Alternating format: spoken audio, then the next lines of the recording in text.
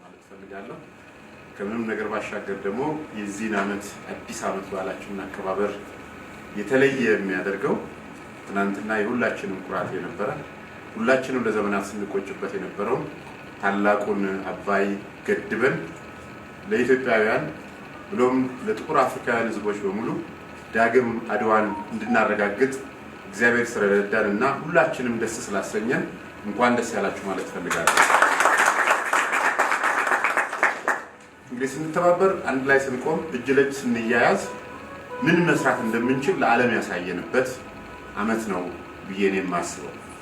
ባለፉት 2 ዓመታት በተለይም አዲስ አበባ ከተማችን ውስጥ የሰራናቸው የኮሪደር ልማት የሰራናቸው ከተማችንን የማሳመር የማስዋብ እና የአፍሪካ ሞዴል ከተማ የማድረግ ህልማችንን በተጨባጭ እውን ያደረግንበት የከተማችንን ገጽታ የቀየርንበት ለዚህም ደግሞ በእኛ በስራ አስኪያጅ ጽሕፈት ቤት ስር ያሉ ተቋማት ደግሞ ይህንን ከማሳካት አንጻር ጉልህ ድርሻ እንደተጫወቱ ማየት የሚቻልበት ነው።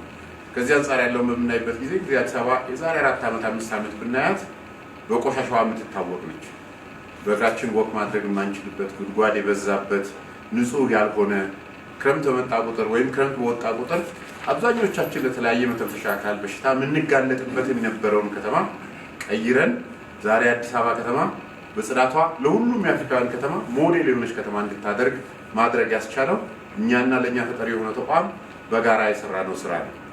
ከዛም ባሻገር እንግዲህ ባለፉት 2 ዓመታት በተሰሩ የኮሪደር ልማት ስራዎቻችን የከተማችንን ገጽታ የቀየረው ምንድነው ካላችሁ መንገድ መብራት